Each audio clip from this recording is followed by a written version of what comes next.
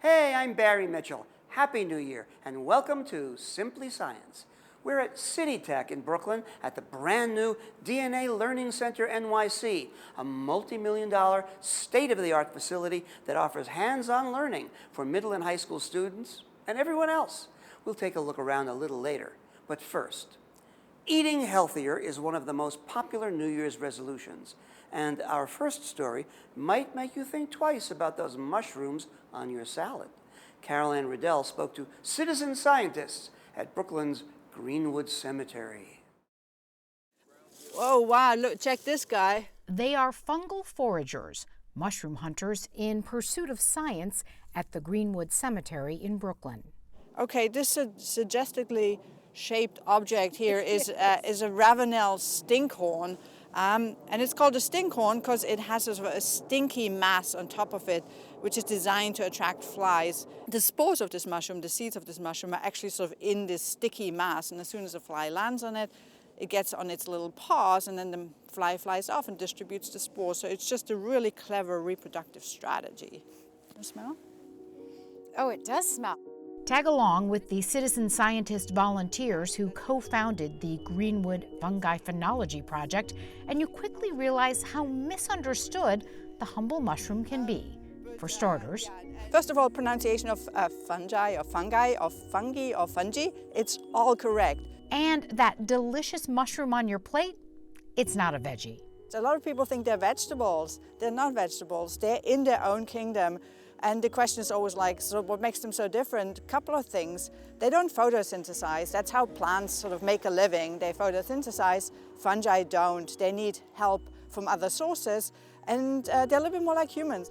Wait, are they more like us than plants? Yes, they're closer relatives. To people. To people, yes. Meet the family.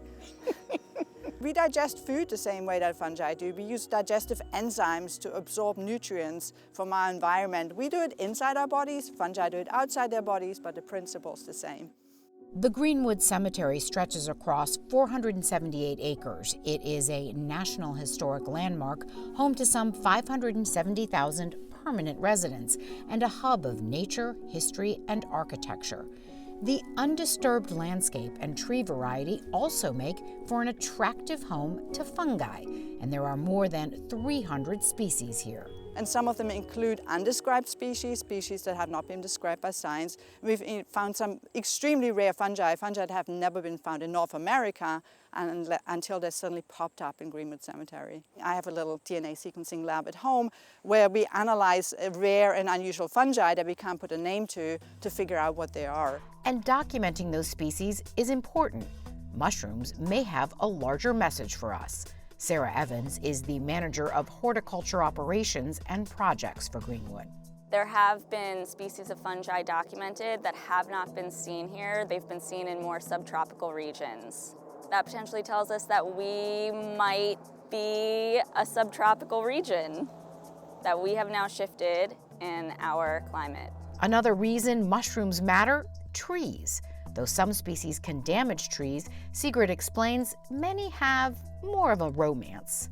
Over 90% of all trees need fungi in order to thrive. There's this beautiful relationship, a sort of friends with benefits relationship between trees and fungi, where the fungi shuttle minerals and water to the trees. All right, let's check out this bad boy. I think it's a bluid, but let's see if I can lift it out. And it's not. This looks more like a gymnopus or something. And yeah, I'm gonna have to take this one home actually. I'm Carol Ann Riddell for Simply Science.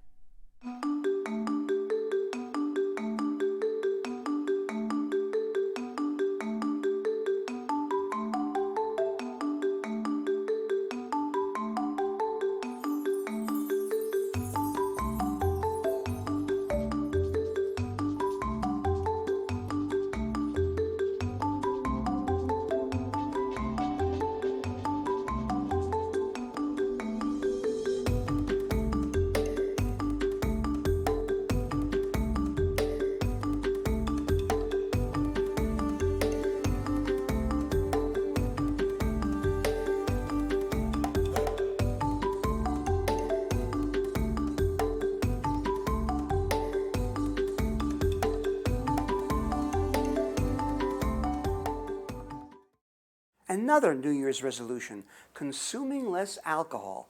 Our Mike Gilliam spoke to doctors about the correlation between drinking alcohol and certain types of cancers. The more you drink, the higher the chances that the person would get cancer. That's the alarming word on the relationship between drinking alcohol and cancer. And it should give a bit of added incentive to stick to that New Year's resolution to quit drinking. A recent study in Lancet Oncology delves into just how much of a risk drinking can be. According to the study, at least 4% of the world's new cases of esophageal, mouth, larynx, colorectal, liver, and breast cancers last year can be attributed to drinking alcohol. Dr. Manasseh Hani of Mount Sinai Hospital is an expert on alcoholism and addiction. If you are going to talk about head and neck tumors, tumors of the throat or the voice box, the more that you drink, the higher the chances that the higher the risk that you get, up to even 5 times. But if you drink less, it might be 1.5 times. Experts caution that the link between drinking and cancer is a causal link, meaning you can't really say if you have 5 drinks a day for a year, you'll get cancer. Researchers say they can't put it in exact numbers, but a link does exist, and drinkers have a much higher risk of getting cancer than non-drinkers. And out of just under 750,000 cases in the Lancet study, 3/4 of the cases were in men. According to researchers, a number of factors could be at play, including the way the body breaks down alcohol, which could create toxins. It interferes with the way that our bodies absorb vitamins that are necessary for us. So that leads for our body to suffer and probably or perhaps leads for us to have increased risk of cancer. Researchers say alcohol could increase estrogen, leading to breast cancer, and drinkers who have a family history of cancer are at greater risk. And there are other factors. So if somebody is smoking tobacco and drinking alcohol, the chances are way higher than just one or the other. So smoking tobacco alone can increase cancer risk. Alcohol alone can increase cancer risk. Combination of both, higher and higher and higher. But it can be difficult to stop drinking even though there's an increased risk of cancer. We asked Dr. Hani what's the best way to quit. He says if you drink every day and are having trouble quitting, first you need to understand that it could be alcoholism, which is an illness. And the best way to quit is to seek medical help as opposed to trying to do it on your own. We have 5 different kinds of medications. 3 of them are FDA approved, one of them since the 50s, believe it or not. Have you heard about Antabuse? It's a medicine that you take, if you drink, you get sick, in a nutshell. And it helps with cravings as well. He says there are other FDA-approved medicines that help people to kick the drinking habit, and even more in the pipeline waiting for FDA approval. The other option is to join a peer group like Alcoholics Anonymous. In the meantime, he has a message for those who are problem drinkers and looking to prevent larger health problems down the road. Don't do it on your own. My message is use the tools that we have available. It will be really setting yourself up for success and instead of just doing it on your own. I'm Mike Gilliam for Simply Science.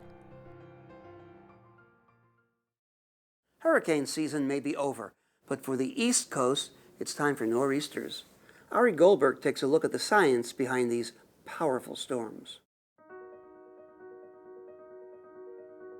New Yorkers are no stranger to storms, and every year from about September to April is the heart of nor'easter season. So what exactly is a nor'easter? And what makes it different than a regular storm? And for that matter, why do we pronounce it like that anyway? Well, first things first, let's start with the name.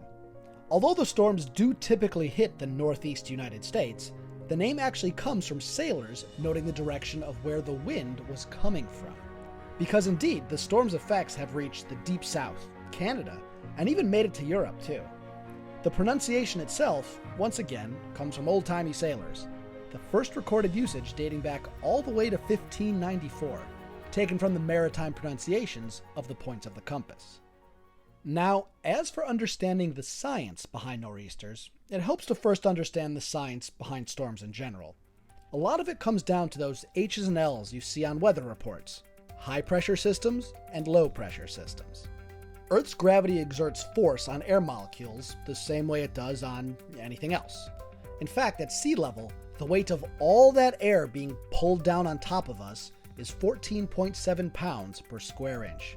This is atmospheric pressure. We just don't notice it. But for a number of reasons, the pressure in one location can be higher or lower than its surroundings. One of those reasons can be temperature. When gas molecules are heated, they expand, and the air is less dense. It's lighter. Think a hot air balloon. Another reason is humidity. Evaporated water molecules are also less dense than the rest of the air. Think of how water vapor evaporates up. So, when the atmosphere in an area becomes less dense like that, we now have a low pressure area. That's why low pressure systems tend to see more clouds and rain. Warmer evaporating water can create them. Conversely, a high pressure system will typically be the reverse, relatively cooler and drier and less bad weather. Denser atmosphere, higher pressure. So, looking back at our map of H's and L's, here's where the fun begins, when high pressure systems meet low pressure systems. Air flows to the path of least resistance. This creates wind. Think if you were squeezing a balloon. Once you let go, it pops back into place, right? All the air rushes to fill in the space you're not squeezing anymore. That all of a sudden has lower pressure on it. That's what's happening in the air when high pressure fronts and low pressure fronts meet. The air from the high pressure rushes into the low pressure. The greater the difference in pressure between the fronts, the higher the wind, and potentially, the greater the storm. So now we've got the makings of a storm: clouds, precipitation, and wind. Now, how does a nor'easter come out of all that? Well, when the Gulf Stream sends its warm water and warm air, low pressure, up the east coast, sometimes they're met by cold weather coming from the north, high pressure. Typically, this happens about 100 miles off the mid-Atlantic coast, then travels inland. And unlike other thunderstorms, the temperature and pressure difference between these two systems here is far greater, and is therefore much more powerful. Boom, nor'easter. And that's why they tend to happen more in winter months, too. A cold wave coming down from Canada from the polar jet stream, making for a particularly massive pressure difference. The unfortunate news is with climate change increasing, experts say we're only going to get more of them. But it never hurts to know a little bit more about what's going on next time we're all buried in the snow. For Simply Science, I'm Ari Goldberg. The recently opened multi-million-dollar DNA Learning Center right here at CityTech is a collaboration between CUNY and Cold Spring Harbor Laboratory. It serves middle and high school students from the 5 boroughs who are already finding out biochemistry is fun.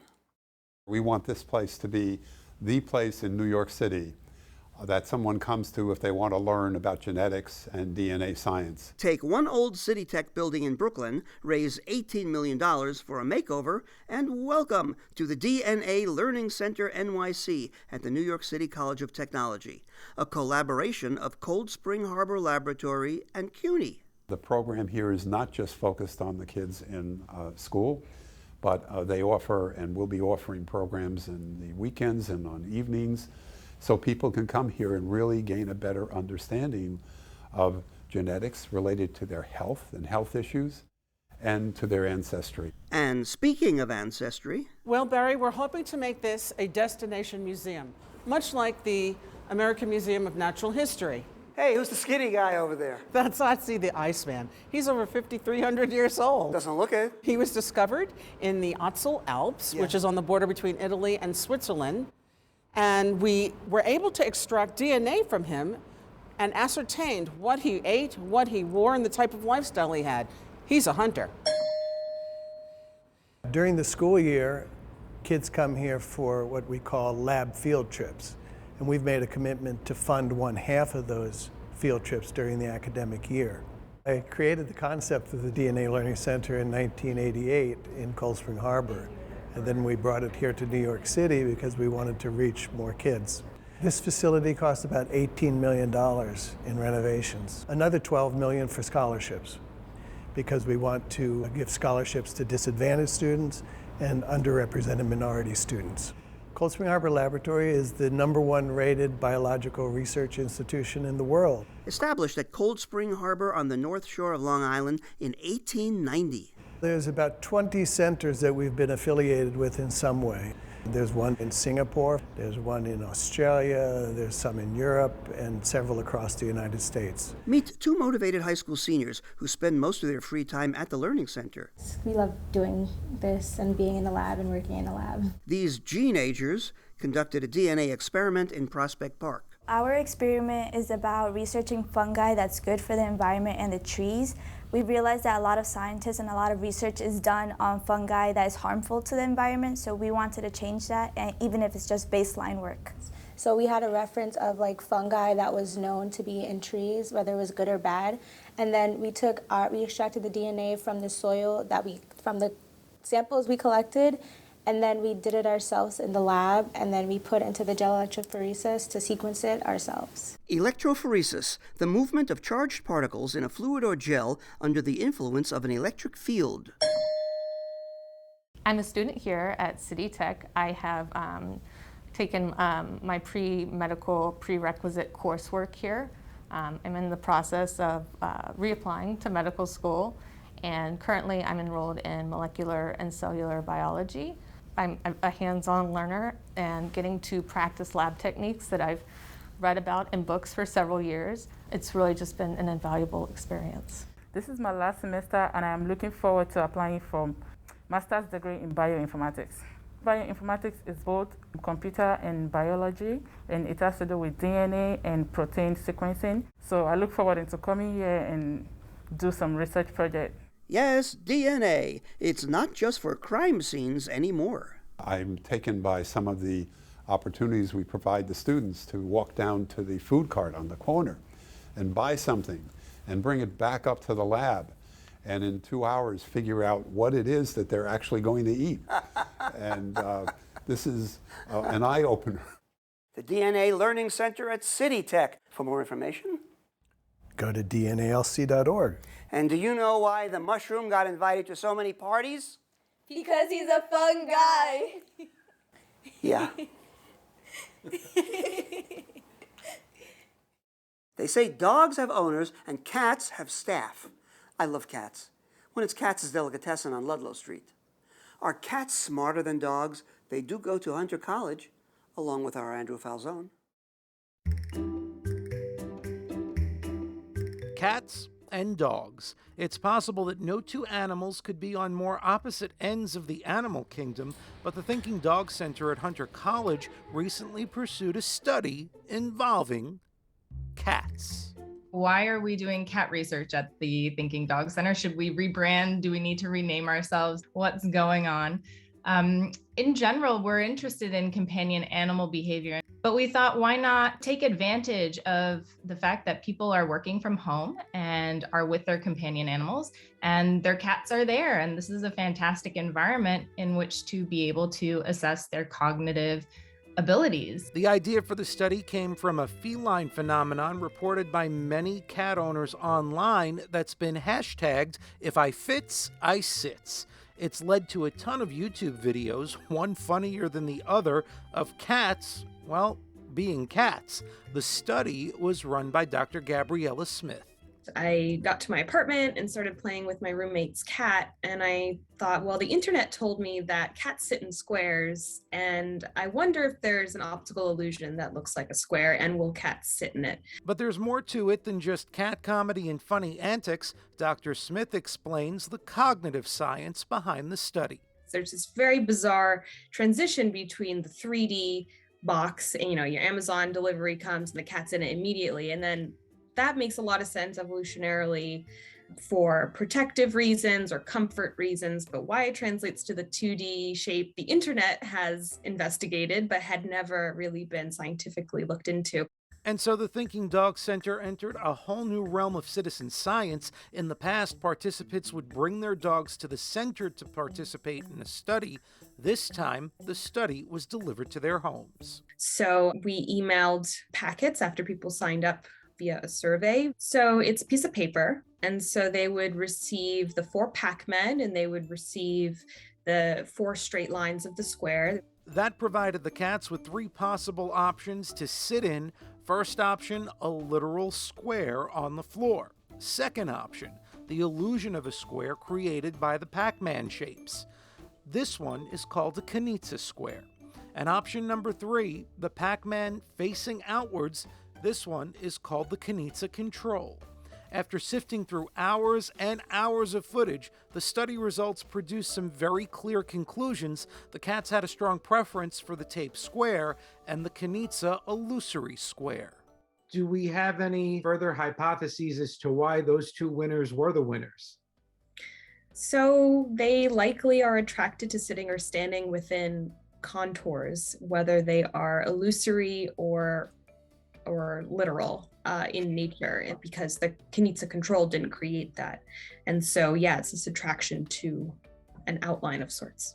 And while this cat study is over, the Thinking Dog Center says there might be more in the future. They're now working on a study for dog and cat owners to analyze the human-pet relationship, yet another cat study in a dog-eat-dog world. I'm Andrew Falzone for Simply Science.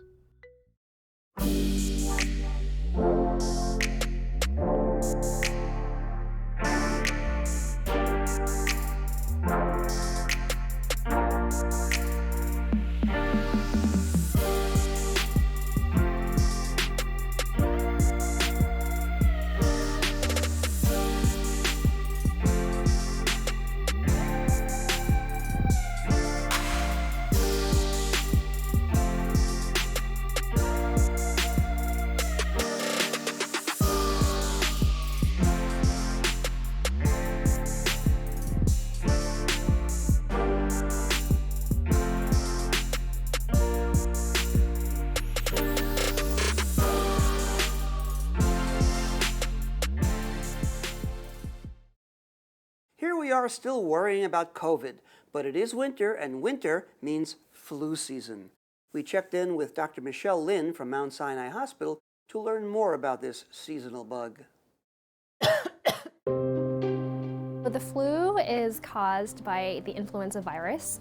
It's a contagious illness that circulates every year, typically in the winter, because influenza virus happens to reproduce really well when the temperature outside is colder. And also that happens to coincide with the cold weather, which can lower some people's immune responses.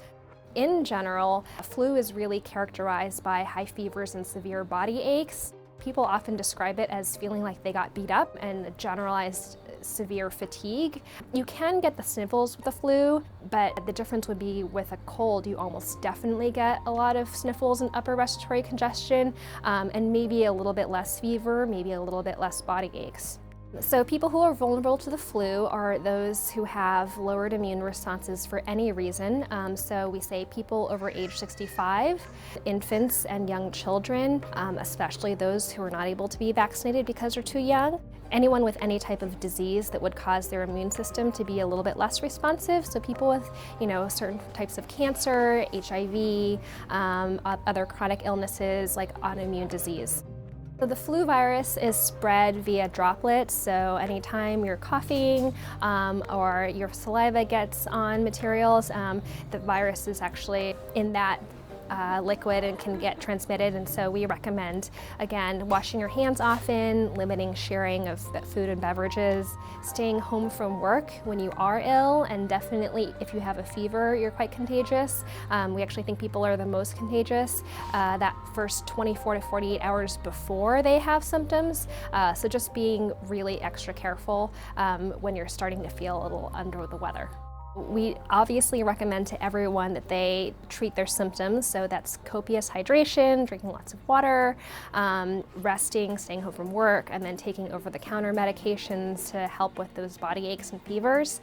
And then there is an antiviral treatment that is effective in reducing symptom duration up to 12 hours. So if you were to have the flu for 6.5 days, it would make your illness 6 days. It does need to be started within 72 hours in order to be effective, and it does have some side effects. It is definitely not too late to get the vaccine. Flu season hits its peak typically in late January and February, and it can be active as late as April. So if you've not gotten your vaccine this year, please get it. It is not too late. You can get it almost at any convenience store or clinic. It does take up to 2 weeks depending on how strong your immune response is. So the sooner you get it, the better. Now, the CDC says that flu and COVID symptoms are almost identical, and the only way to tell the difference is to get either a flu or COVID test. The CDC also says you can get the flu shot at the same time as the COVID vaccine. And that's our show. As always, find us online at tv.cuny.edu and all your favorite social media. I'm Barry Mitchell. Stay safe. We need the viewers. And we'll see you next time on Simply Science.